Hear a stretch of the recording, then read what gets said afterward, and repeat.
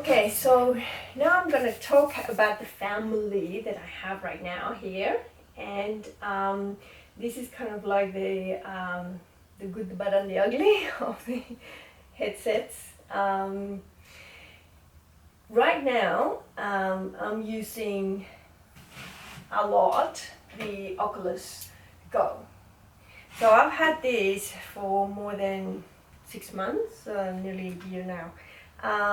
And yeah, this is my favorite entertainment kind of thing because I can watch Netflix in here.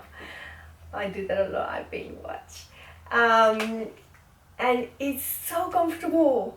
It's like this is so padded, and I can sit forever watching the series. And this one is the strap is like just fits perfectly on your head, and look how worn it is. It's because I use it all the time. I love it.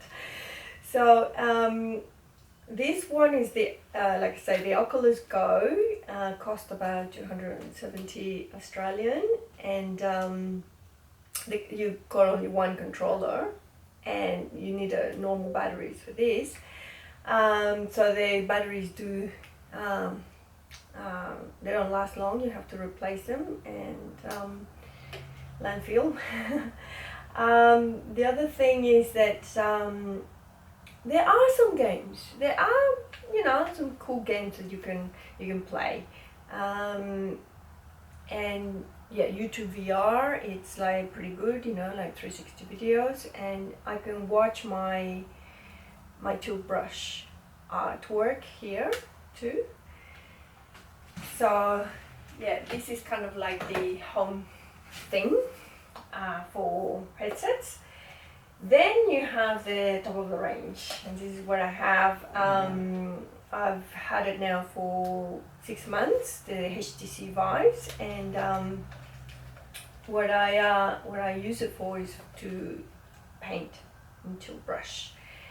And this, as you can see, it connects to the computer, and you need a beefy computer for this. You need a good graphics card with VR, and you need a room to put the sensors, because the sensors are reading your controllers, right?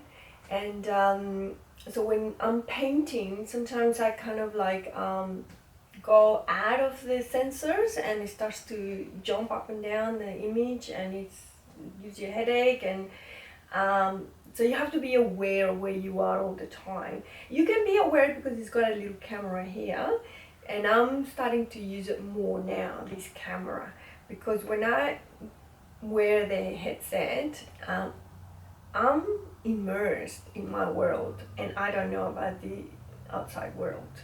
Anybody can come in or do something, and I'm not aware. So whenever I hear something, I turn on the camera and have a look, who's there, what's happening.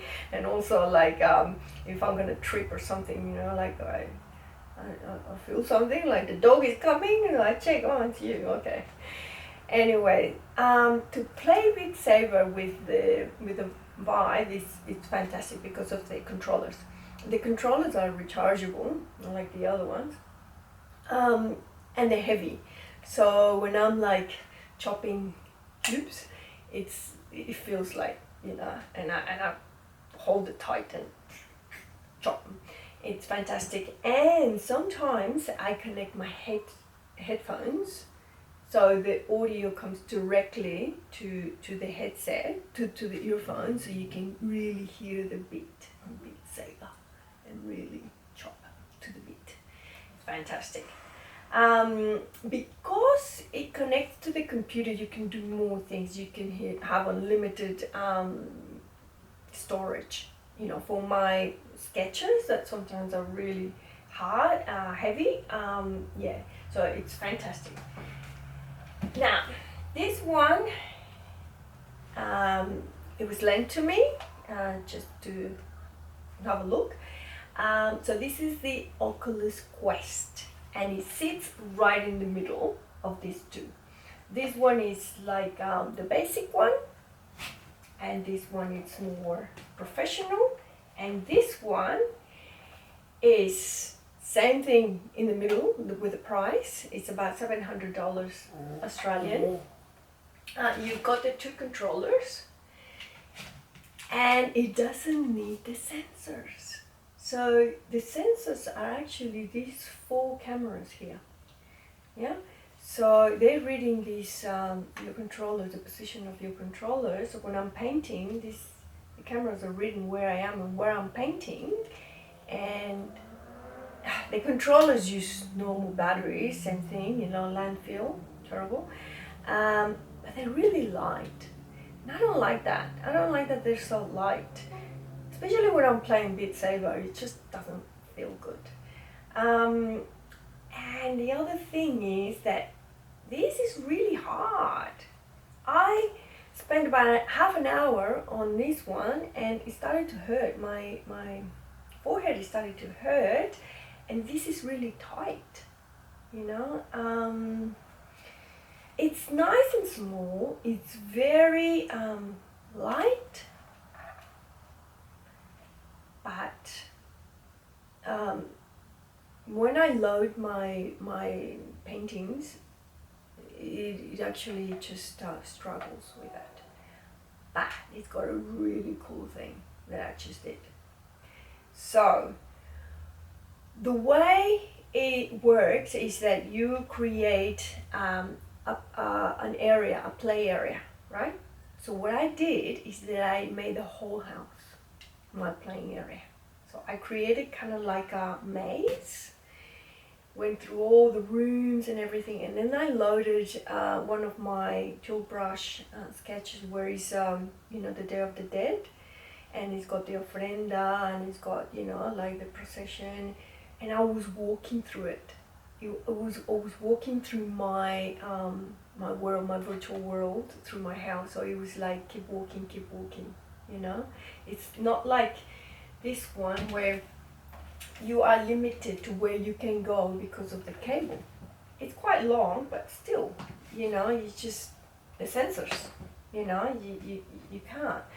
With this one, you can make maze, and you can select where there's a wall, so don't go there, and it just tells you, you know, there's a wall, don't go there. And so I think that they're going to use it for, you know, the laser shooting things, you know, they're going to be using this because of the cameras, because you can see where you are, right? So that was amazing. So there it is, the family. Now this is my review. This is what I do, and I just do 360 videos. The goal is the way to go to watch 360 videos. Tilt brush, Vive is the way to go for tilt brush, and the Oculus Quest is the future, I think, because you don't need a computer and you can set it up anywhere you are, and it's quite light. The only thing that they need to improve is the padding and the straps, which probably later you can buy and replace, and maybe later you can, you know, do something with the rechargeable batteries, because this is pretty silly to have that. Anyway, so that's my review. I hope it helps you if you want to buy one of these. Okay.